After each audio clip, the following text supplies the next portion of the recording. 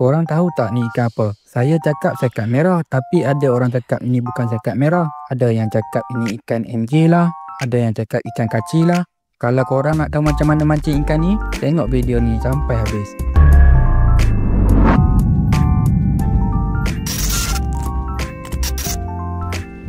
Macam biasa, lokasi memancing adalah di ban pecah. Teknik memancing yang saya gunakan adalah teknik pelampung menggunakan umpan udang mati. Mula-mula sekali kita mestilah buang kulit udang dulu, barulah umpan tu jadi killer. Lepas tu kita masukkan je terus ke dekat mata kail kita.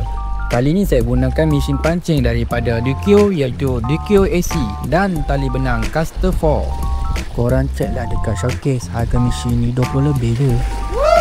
Dah siap letak umpan, korang baling je terus anggaran 1 ke 3 meter daripada tebing.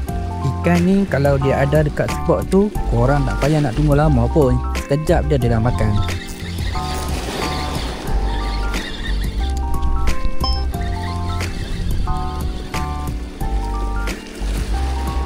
Inilah dia ikan pertama kita, ikan kerapu.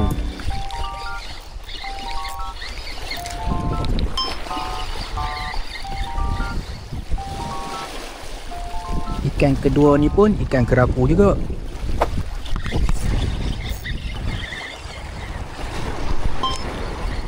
Yang ni pun sama ikan kerapu. Kalau korang nak tahu, inilah kerapu panau. Habislah ada belit tali. Ini pula ikan todak. Ikan ni memang pengajak umpan. Kalau umpan kita tenggelam tak dalam, memang ada sapu.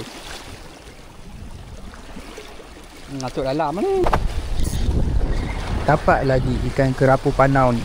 Rasanya hari ni mungkin hari kerapu aktif.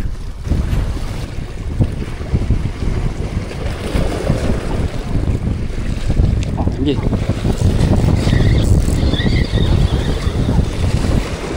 Oh, dah kata lagi. Kali ni kita dapat sekat merah pula ataupun ikan MJ.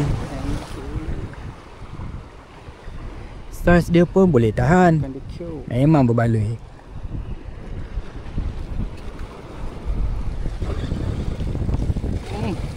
MJ. MJ paling kecil. Inilah MJ paling kecil saya pernah dapat. Last kali dapat ikan kerapu. So nak jumpa kerapu spesies warna biru ni dekat ban pecah.